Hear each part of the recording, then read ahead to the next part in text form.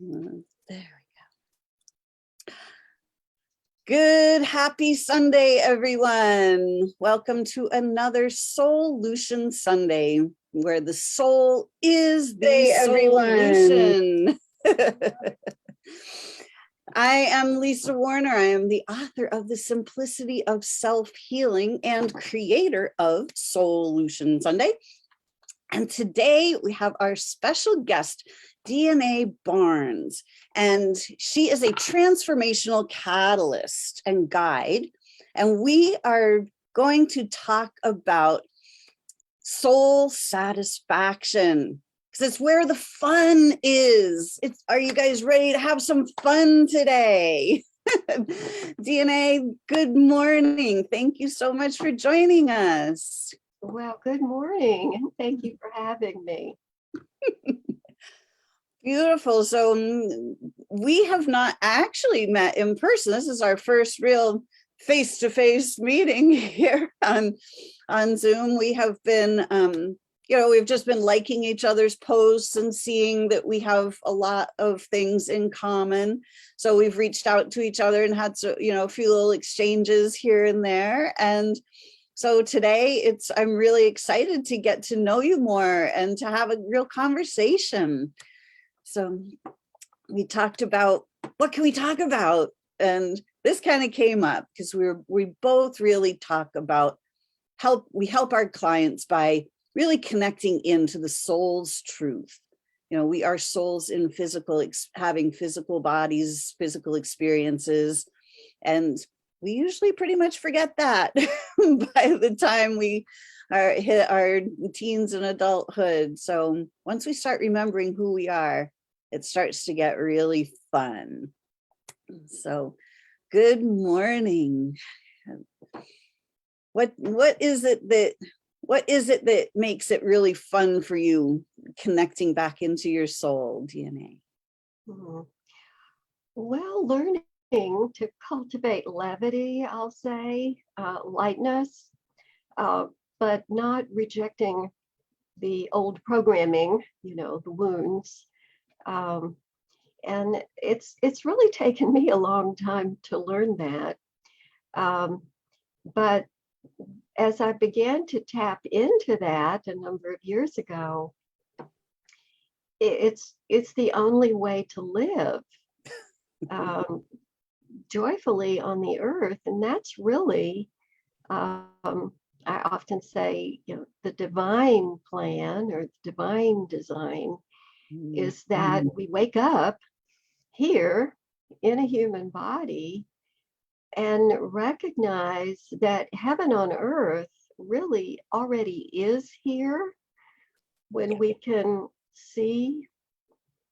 And I think it's through the eyes of the heart first, and of course our human eyes too. But so this idea of heaven on earth, if people are into that, it's like later, after we figure out the climate thing and the money thing and this long hard list of things we have to fix. But it's really already fixed when we can shift our perception and see it. And I'm still learning that, really, but I'm living more in heaven on earth than not at this point.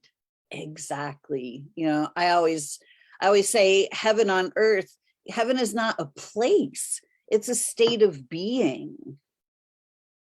So I think for me, one of the greatest disservices that religion has given this planet is for us to believe that heaven is someplace off in the distance that we go to after we die.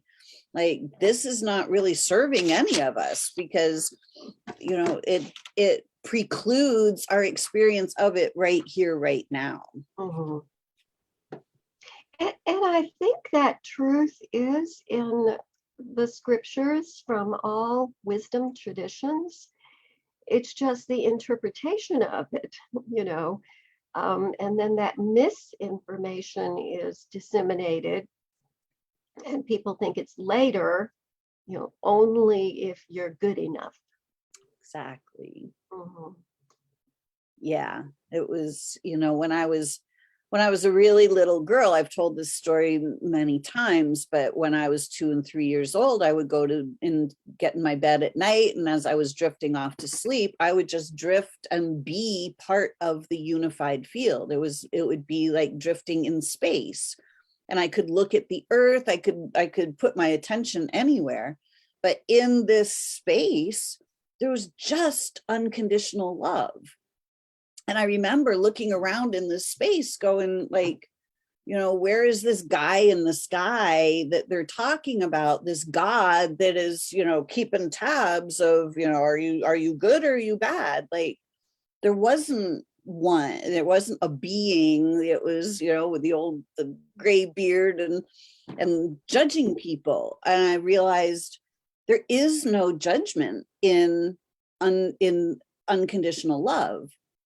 There's just experience, Mhm. and we love all the beings no matter what the experience is. We don't have to love the experience, but when we start to realize that experience is just experience and we don't have to carry it with us. Mhm.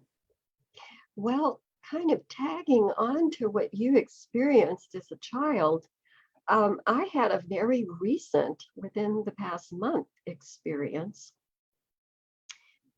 Well, first, the past almost 2 years for me have been very challenging, with a lot of family issues and other things, and some health issues.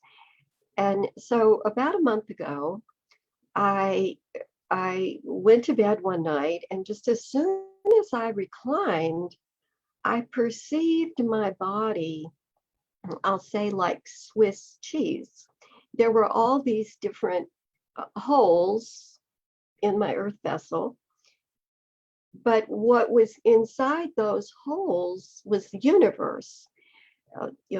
This black or dark blue with all these stars, and they were just like little pinpoints. But I knew, oh wow, like I'm looking through the vessel into the universe.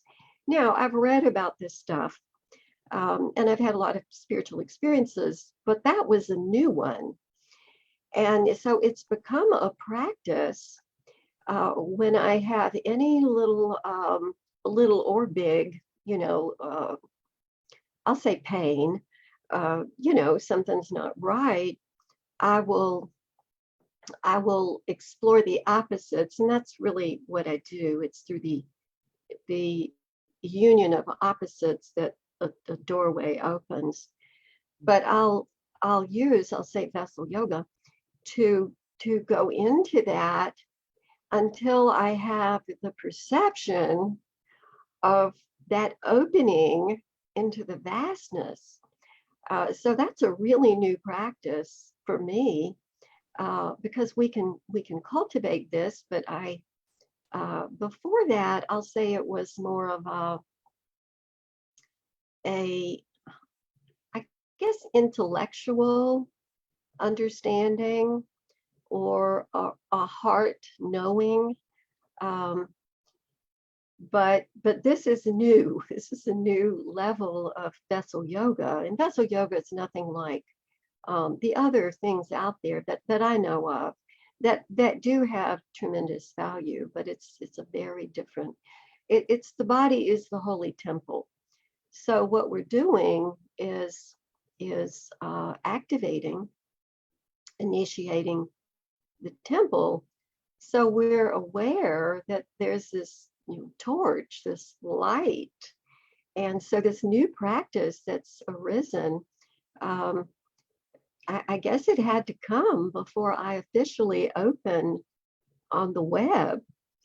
Even though I've been in business for almost 30 years, I'm now opening soon on the World Wide Web. And the whole thing is about, accelerating this this development, this awakening.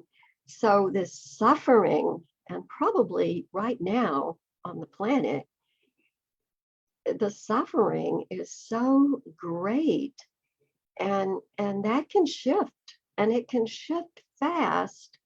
But typically we need practices, ways to, rewire not only the brain and the head, but the big brain, which is the distributed nervous system. So we have this inner technology to recognize we are the universe. We are the universe. And I will say, for me, in my experience, now it's not some man with a white beard, hanging out on the cloud. But there are so many dimensions of beings. And sometimes, yeah, I perceive them, and angels and different masters, Christ, Buddha, which of course was Siddhartha, or the image of Buddha that we see all over the world. Because Buddha, like you said, it's a state of awareness, it's perception. That's what Buddha is. It doesn't really point to a man. Mm. And Christ is the same thing. There was a man named Jesus that he attained Christ consciousness. So there are many dimensions, but I typically don't point anyone to having those, wow experiences, but really just keep it very simple and focused, because I think we can get distracted, running after visions or whatever that is. For sure. I think there's a lot of mystery around dimensions and, what dimensions really are. There's so much woo-woo, airy-fairy stuff, that has been placed on these ideas. One of the gifts that I have, for whatever reason, is the ability to make these kinds of things simple to understand. And, we have a physical dimension, we have non-physical dimensions. We've been told that the non-physical dimensions are just simply, oh, that's just your imagination, that doesn't count for anything. So, when we have conversations with, Yeshua and Buddha and the ascended masters, oh, that's just your imagination, that's not really real. But just because people don't have a physical body right at the moment doesn't make them not real. Yeah, it's just a frequency, and really that's supported by science now. It's a lot of people are still locked into only the Newtonian view. Mm-hmm. But while the quantum view has been known for, I guess, forever, thousands of years, science has only really recognized it within the past 100 or so years. So, yeah, but keeping it simple and grounded, and minimizing distractions. And if we're to have an encounter with other dimensions, it'll just arise. It'll arise. It'll come. It'll open. Exactly. But we can't find it by looking out there. We have to look in here. Precisely. The out there, that's the distraction. Got it. That is it. Yeah. We have been, ever since we've been born, we've been told to look out there, listen to your parents, listen to your teachers, listen to the doctors, listen to the government, listen to everything out there. And then we give up what's in here in lieu of what's out there, following the rules out there. And we stop listening to our inner guidance. We stop following our rules. We give up our own seniority. And then we become dependent on all the stuff out there for our well-being. But the well-being doesn't come from out there. It comes from in here. And when we tap in here, We have an infinite supply of well-being that is flowing to us and through us all day, every day. An infinite supply of peace, an infinite supply of joy, an infinite supply of well-being. And we can source our own happiness when we start to follow our own inner guidance. Because when we set our sails, we set our GPS, it's like, I want some happiness. Like, I want to live a really beautiful, happy, healthy life. And we set our intention in that direction. Source goes, cool, let's help you with that. And starts flowing some happy, healthy circumstances in our direction. Well, one of the names for one of my programs with private clients is lifetime, one word, big L, big T, lifetime satisfaction, because that's it. And satisfaction is just this sense of everything's okay, this fullness, this, prosperity. Prosperity is really a state of mind, and we can have stuff too, whatever it is I'll say need or even want, as long as the wanting isn't coming from a needy place. Mhm. But that name for that service came from a dream, and a lot of what I do comes from dreams. And in the dream, I was hanging out with Mick Jagger and Keith Richards. And we were just like in some really quaint hotel lobby, just hanging out. I don't know what we were talking about, but on the sound system was I Can't Get No Satisfaction.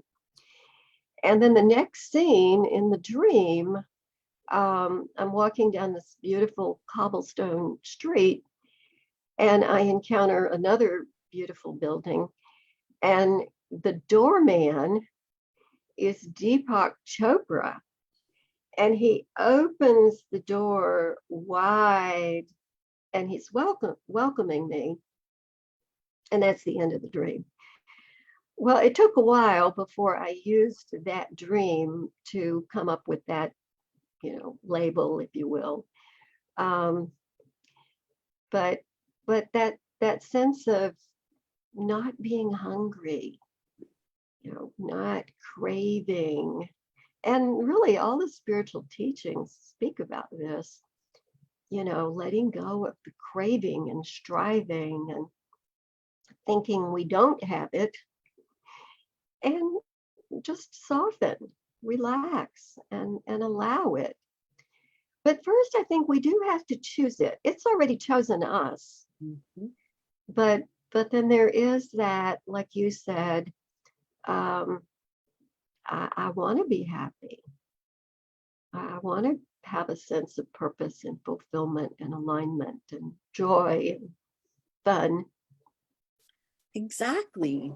I love that you say that, about the fulfillment, that sense of satisfaction, that sense of being really truly fulfilled. In this world, we are all taught a comparison, compare and contrast. If your face doesn't look like the model on the magazine, then you're not pretty. We've all been taught, all the billionaires, they have all the money, and if you don't have all the money and you don't have all the toys, then he who has the most toys wins, and then you feel less than. So this whole society teaches us to feel less than who we truly are. So the craving that we really have, I contend the craving is for ourselves, for the rest of us, for the rest of who we are. I love that. The craving is for ourselves. It is, and we won't find it out there. And I'll say a lot of my clients have been wealthy, and they enjoy their toys and all of that. But but there's still, there's an emptiness, and they know enough to start knocking on, different resources. Most of the people I see have done a lot of their own reading, research, maybe have taken some programs that helped them, but they know I'm not quite there yet. And how to really hone that compass you were talking about, to set the heart and mind on the direction that, it's inwards, inwards. And it's funny because I do see people sometimes who are really into some entity that's, some person is channeling and so forth. And there's a lot of good stuff that comes through that, that I've heard. And any real wisdom coming through the channeling is saying, look inside yourself. But then the tendency is to look to the person doing the channeling and then the non-physical entity that's coming through that person, and totally missing the message. So sometimes there's, I'll say, a weaning period, and it's not a rejection, but just to say, well, yeah, there are all these avenues of information, but I'm going to really bring it into form here, and then just turning that off, because it becomes a distraction. Yeah, that the whole spiritual journey itself can become a huge distraction. It can become a religion unto itself, where it turns into dogma. I've seen that many times. I really don't follow anybody anymore. I used to, at one point, it was super helpful to listen to channeled messages, and just to get that, like Cryon and Abraham Hicks and, all these messages that were really true, like from home, these beautiful messages. It's like, now it's time for me to bring home through me, to really connect in to all this amazing living life force energy that is available to all of us each and every day. We're all taught to become energy dependent on the external world. You need the electric company, and you need the gas company, and you need all of this energy from the external world. We need our own energy. We need to fuel ourselves. When these vessels are empty, when we're living on lack and doubt and dis-ease and all of the I'm not good enough and all the who we are not, the vessel is empty. And but we have living life force energy flowing to us and through us that can fill this vessel all day, every day. There is no limitation on that. It is a constant, ever flowing source.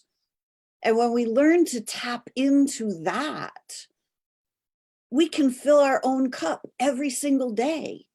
And we can use that living life force energy is stronger than any pill on the planet.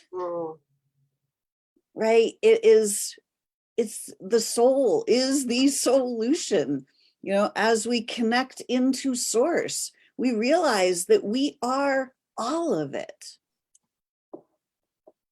Well, the outer resources, different books and however we get those teachings, and, the pills, outer resources, to have a wise relationship with those.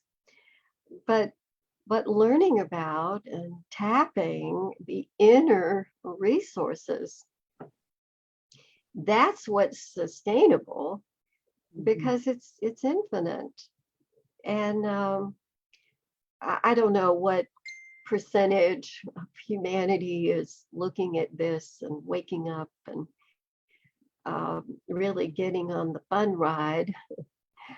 Um, but it just seems to be that the time is now, and maybe it's always been, the time is now, but it seems that there is just so much happening now that is everyone says this core truth in their own way, but it's the inner doorway, the inner doorway, the inner doorway, um, and then it's that flow.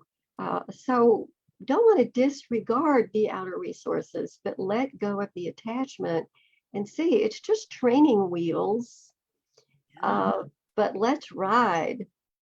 Exactly. It's like when we tune in, then we get guided to the proper external resources. Instead of trying to figure out where to go, what to do, which is the right pill for me, it's like we will know when we are tuned in. We're automatically guided to these things. These things automatically come into our purview, and it's a clear alignment. It's a clear yes or no. And as far from my perspective, because I work with clients about reclaiming their health, and we can't live on pills for the rest of our lives. Like it's not the deal, people. Like we're not here to live on pills. So and are you talking about like pharmaceutical meds? Is that really? Yeah. I mean, in this society, every commercial on TV, this pill, that pill, this pill, there's a pill for that. Have you had your purple pill? Have you had your green pill? Have you had the yellow pill today? It's like, this is not how we're supposed to live. This is like artificially sustaining us. We can have some for a short period of time. However, when we source our from this life flow energy, this living life force energy, it literally brings everything back into balance, naturally, organically, the way it's designed, going back to the divine design that we were talking about in the beginning. And then things become super fun because we're not tied to those external things.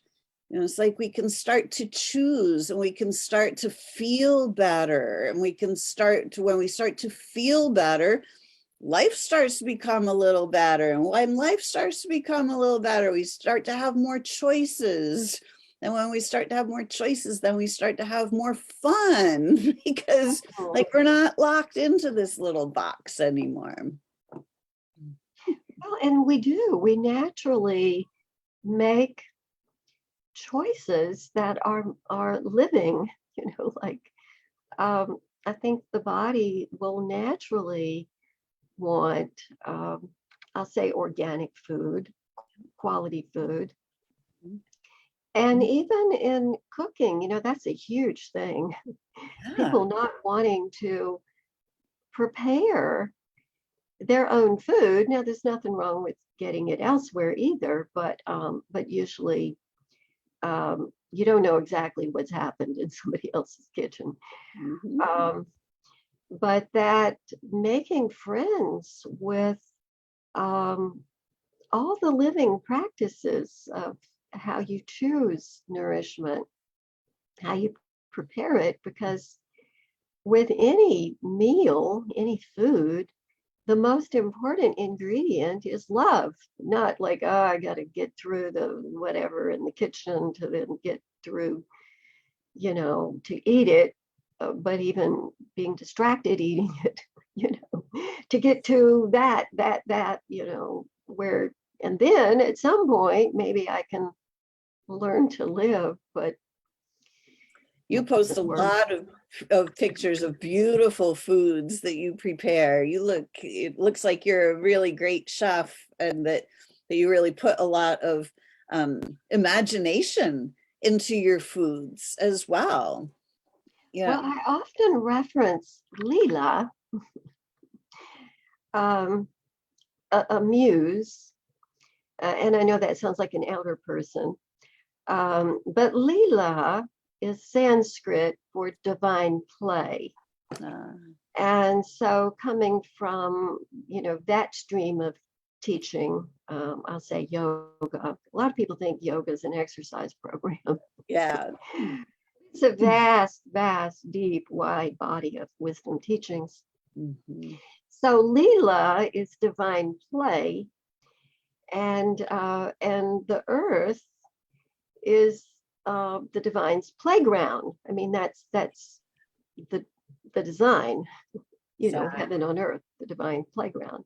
Yeah. Um, but a few years back, I a lot was going on. I speak of this Hercules journey and travels and all these things. But for many years, most of my adult life, I've enjoyed, I'll say, cooking or being in the kitchen and eating well and all of that. But I recognized um, this very playful presence I call Leela, the muse.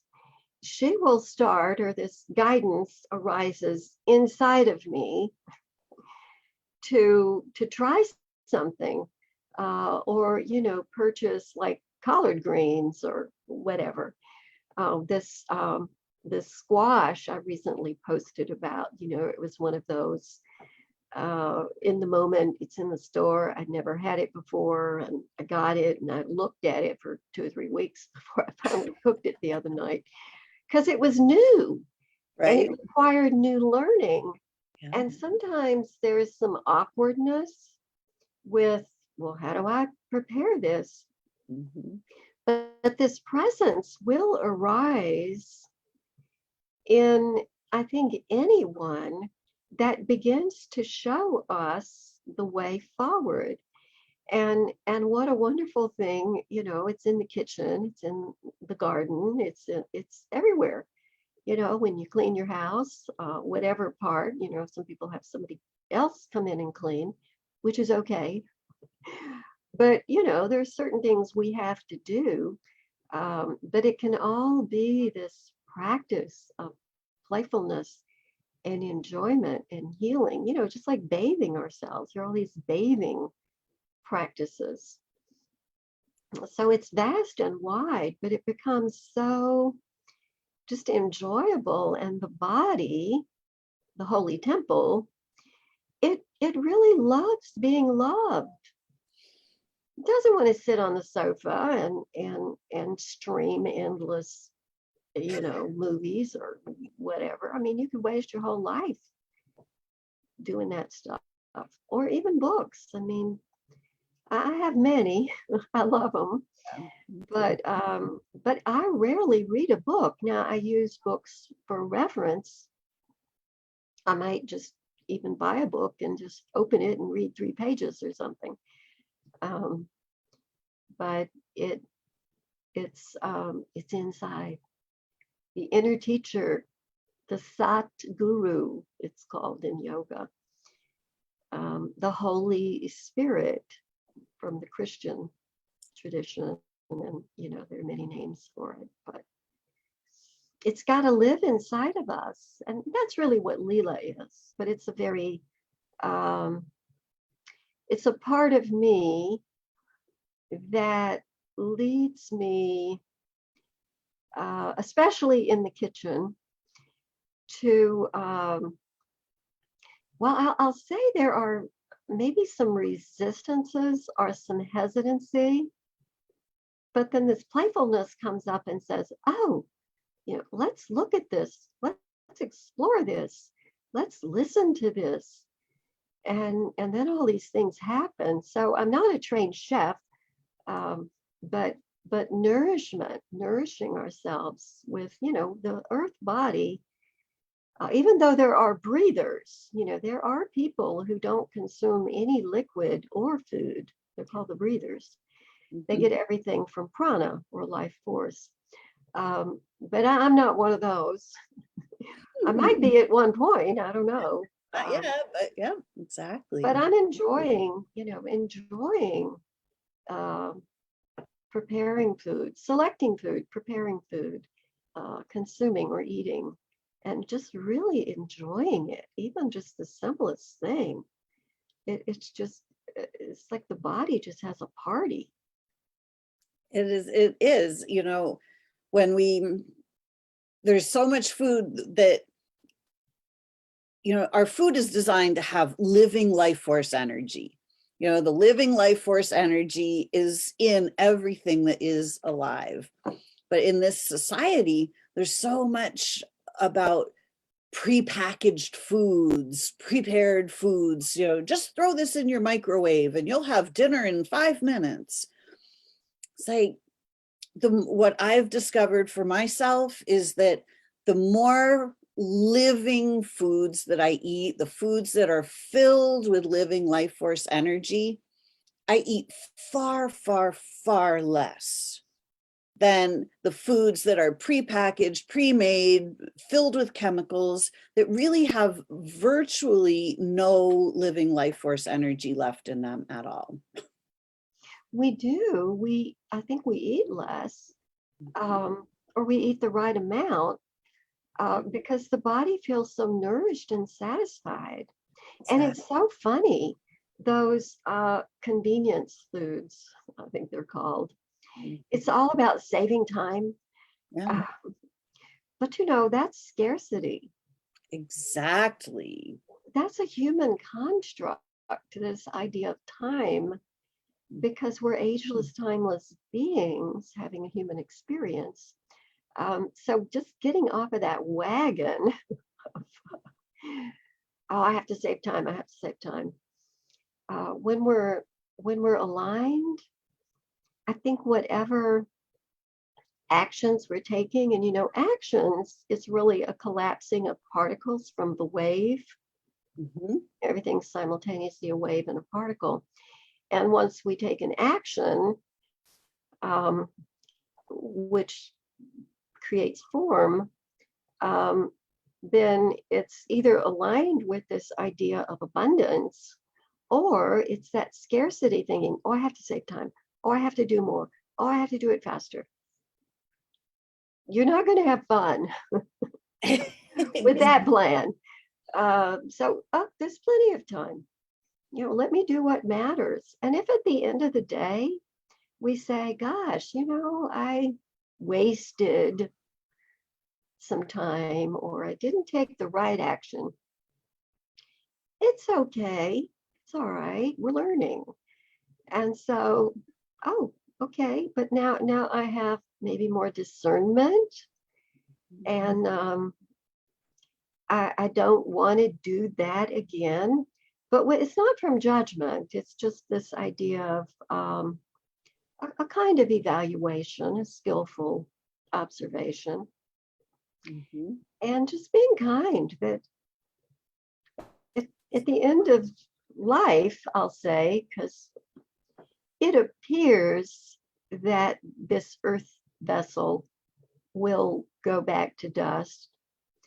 So however that end comes,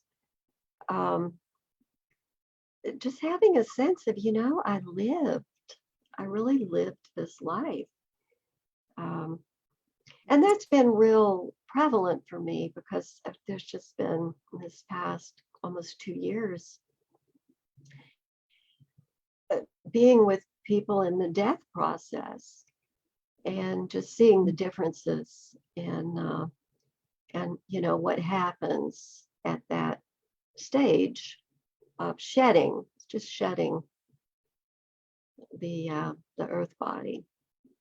But there is the glorified body. So that can happen too. The earth body sort of disappears, but now it's a light body. Transforms, transmutes. Yeah. I mean, we always have a light body, even though we can't see it with our physical eyes. You're talking about things happen in the non-physical first, and then it shows up in the physical form. But we're not trained to see the non-physical. Mhm. You know, our eyes can only see a tiny portion of the light spectrum. You know, just like, you know, dogs can hear the whistle. We can't hear the dog whistle, but the dogs hear it. It's like there's so much in the non-physical realms that we're simply not aware of. And if we're not aware of it, well, then it doesn't exist. Well, guess what, folks? It actually does. And it pays to be able to start paying attention to the non-physical realms. Mhm. And, you know, we have the ability to shape our realities. And if we don't make fun and joy and play a priority, then guess what? It's not going to fall out of the sky onto our heads. You know, if the external world has its way with us, then we will suffer until the day we die.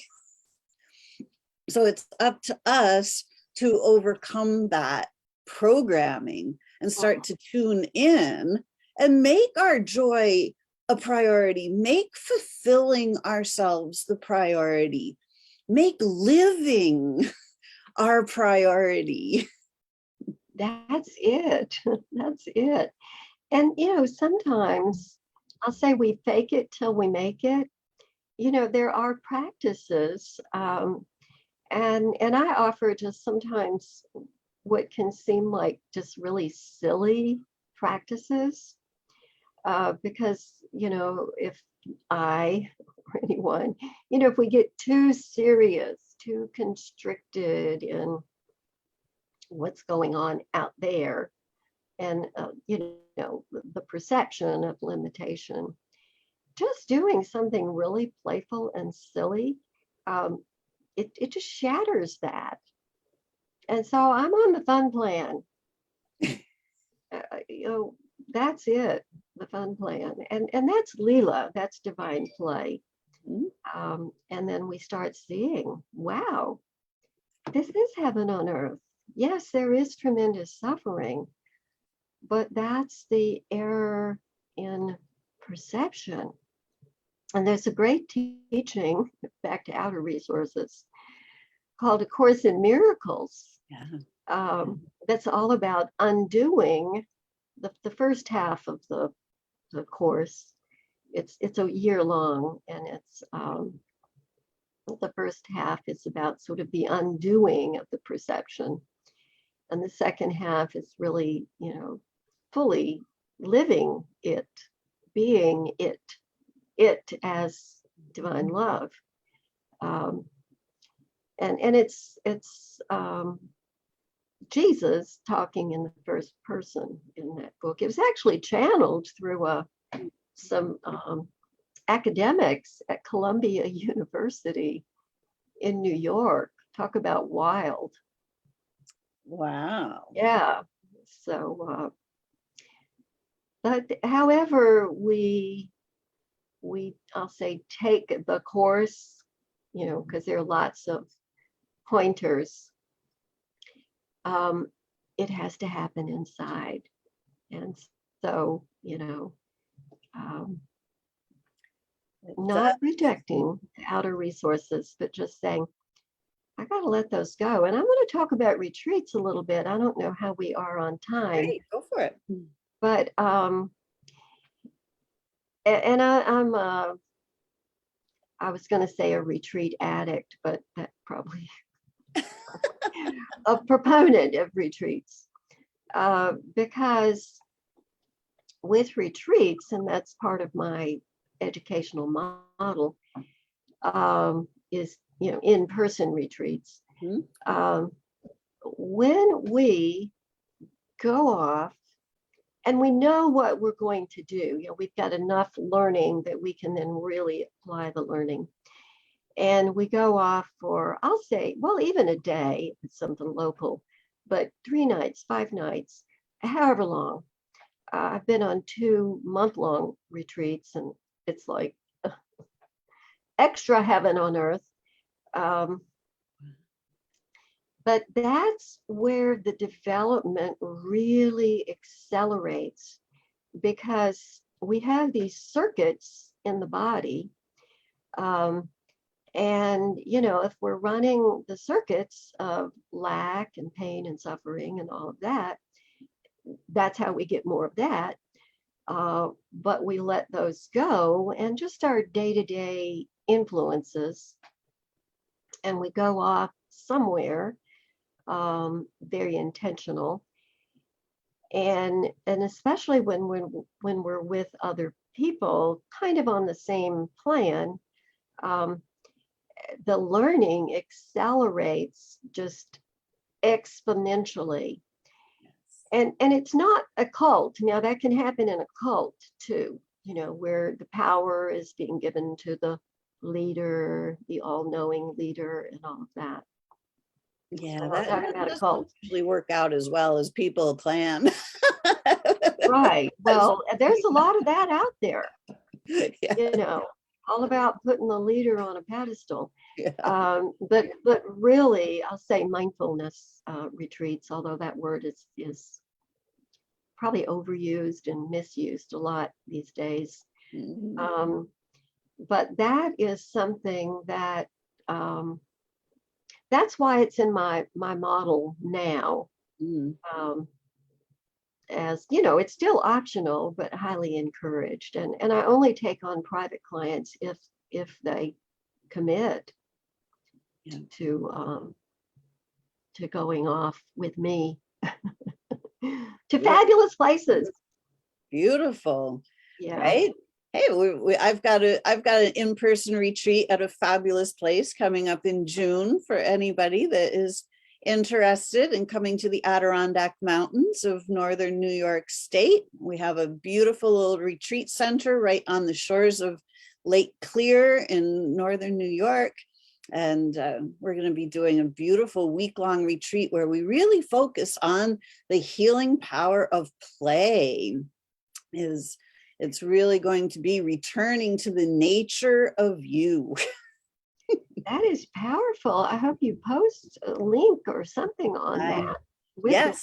Mhm. Yep. It will be coming up. We're just working out the final details of all of that. And as soon as all the details are worked out, we've got the dates. It's the second week in June from the 12th to the 17th. And more info to follow.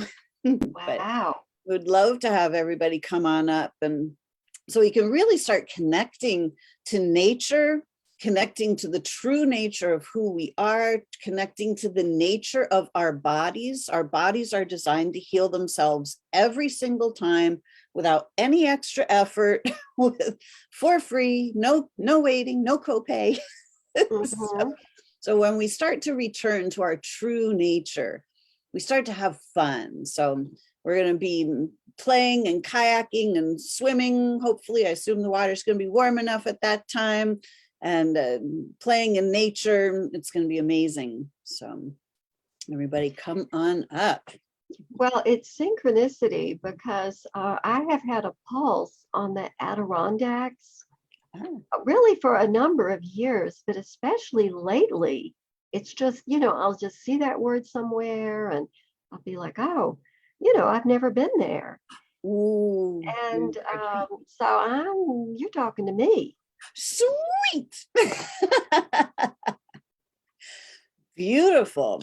Well, we've got the Lake Clear Lodge and Retreat Center is an absolutely spectacular place. And there's a little airport that is right next door with flights coming in from Boston. So it's super easy to get here if you need to. A couple days drive from South Carolina, but Can I bring my private jet? absolutely, for certain. Highly encouraged. In my imagination, I'm in a private jet. That's how I fly all the time too. All I've only done it right. once, but once in the physical realm, but I'm planning more. It's Yes. definitely the way to go. It's Yeah. far more fun than flying the main airlines. I Yeah. guarantee. Back to the fun plan that we never left. Right? Exactly. Oh my goodness. Now you've recently published a book. as well, haven't you? Yeah, well, a couple actually. Mhm. Um, but it's a multi-author, or I'm a contributing author. I have a chapter in two books. The one that published last September is called Sovereign. And I don't know if you want me to say a little something about Sure. what's in the book, but it's a contrast of two different experiences. And the first experience I share in the book is, and this is Sovereign, is the bliss body, which in the yogic view, that's really the higher frequency body. So, but I was traveling in Morocco, and this energy turned on, and all these miraculous things happened. So I write about that, and then the other story I tell in that book is about being with my mother and actually sort of living in hospice for a couple of weeks. Um, and so they're very contrasted, but still there was a lot of insight and learning from that with my mother. And then the other book is called Jaguar Medicine, Mm. and that was published this year in January. And in Jaguar Medicine, I share about studying with some indigenous medicine women from both South America and North America, and the prophecy of the condor and the eagle, these majestic birds, and the prophecy of the birds flying together. And we are in the time of this prophecy. But I also speak briefly about White Buffalo Woman, Mm. who is a shapeshifter. And she brought healing ceremonies to the North American Lakota Sioux, like the sweat lodge, it's often called, and the peace pipe or the sacred pipe, and the crying ceremony, and others. But she came out of a white buffalo, and then when she left the village, she again shapeshifted into a white buffalo. So I speak a little bit about that. And of course, I talk about the power of jaguar, the symbolism and the energy of jaguar, which is the only big cat of the Americas. There are a lot of big cats on the planet, but that's the one that's here on this landmass. Beautiful. And are those available on Amazon? Mm-hmm. Amazon, yes. In hard, well, it's paperback, but also the digital. Yeah. Beautiful.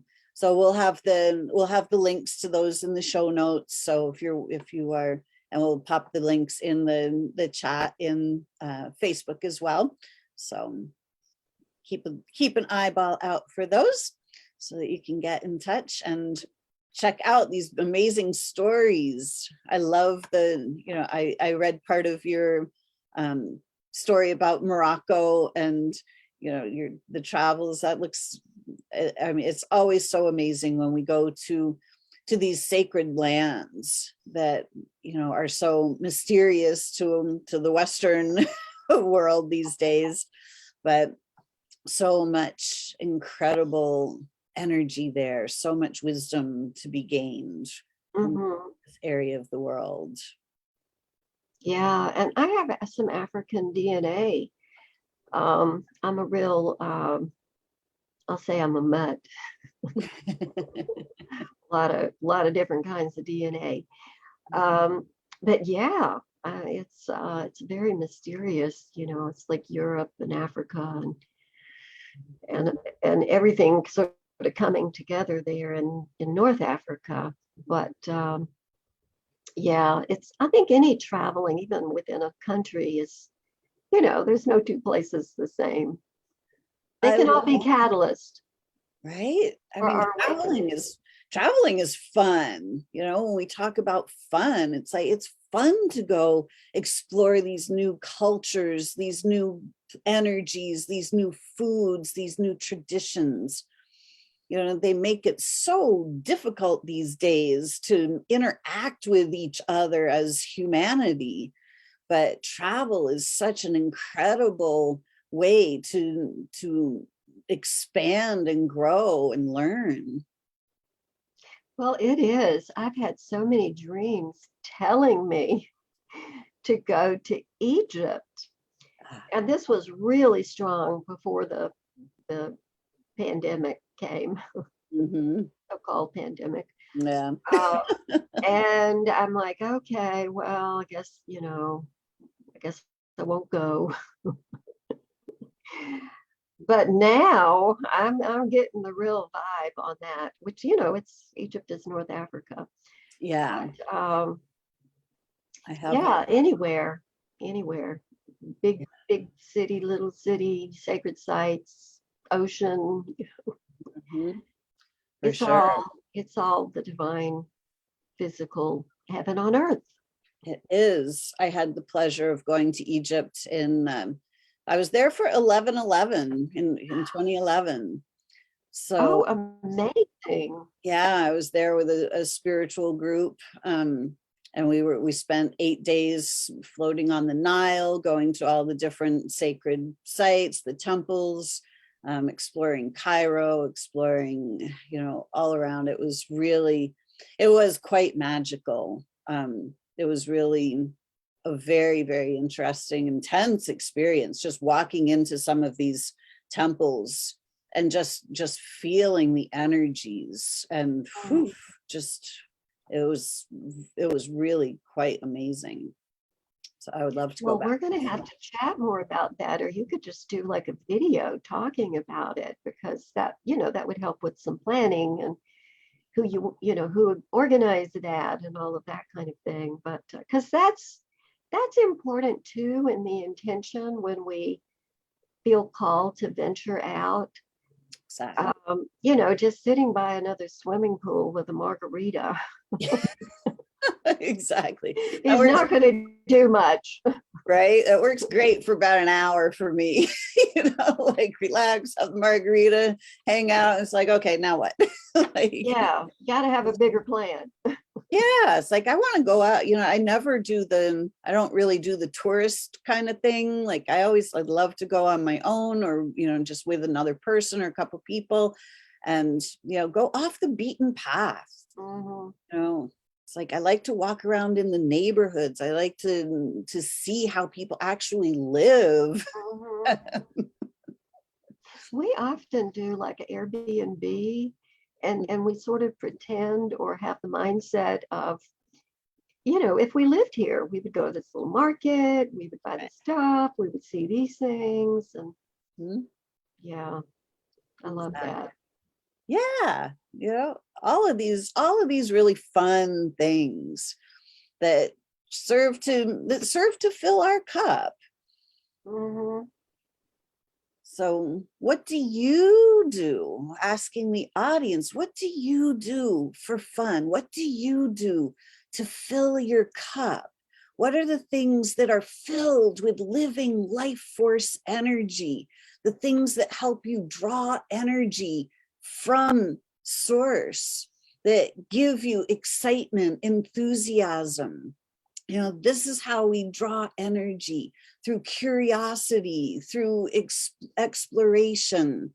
What is it that you do to enhance the flow of living life force energy? Because the more life force energy we have flowing to us and through us, the more fun we can have. This is how we embody heaven on earth. Heaven is that flow of living life force energy. It is the thing that fulfills us. So, Well, curiosity is a key word, because no new learning, I'm an educator, so no new learning can occur without curiosity. just being curious. If we're feeling bored or unfulfilled, just become curious about, walk outside, look around. Exactly. Our curiosity is so squelched, from going to school. Don't question the teacher, curiosity, like don't ask any questions, just follow the plan. TV, it's like, here's what you need to know. We're just going to fill your head with all the information that we want you to know. Don't ask any questions, just do what you're told. It's like, Propaganda. exactly. That education really is designed to draw forth the treasure within the individual. That's what education really is, but then it just got hijacked. Exactly. Education used to be, the mystery schools, education, really, Yes. really educating ourselves about how the universe works. Like, how do we draw the living life force energy to us and through us? How do our thoughts generate our reality? How do we heal our bodies automatically, naturally? How do we clear out the patterns? These are like what is actually important for us to learn, to be curious about. It's beautiful. So Dhiana, thank you so much for joining us this morning.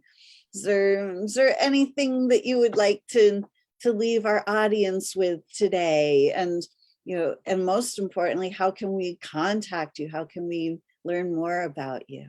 Mm. Well, it's my pleasure to be with you, Lisa. Well, I have a website. I'm updating it, but it's been out there for a long time. Mindfullivingstudio.com. And then I'm on Facebook. I do have a group, but I'm not very active in my own group. Mind Body Being Hub. I'm starting to do more on my page, Mindful Living Studio LLC page. And I am starting something. It's called This Mighty Moment. This is real new direction that came. So it's a live stream on my Facebook page. And I think I'm starting soon with maybe 3 days a week or something. But it's a moment, which is about a minute of time, that just drops these catalysts into our vessel. So that's coming up. And then I'm opening my core course. Is called Rest Wise, Rise Wise. And that's a 90-day program with 3 tiers of opportunity. But that's coming up soon. And I am on LinkedIn, but I don't, I'm fairly new to LinkedIn, but I do post pretty often there.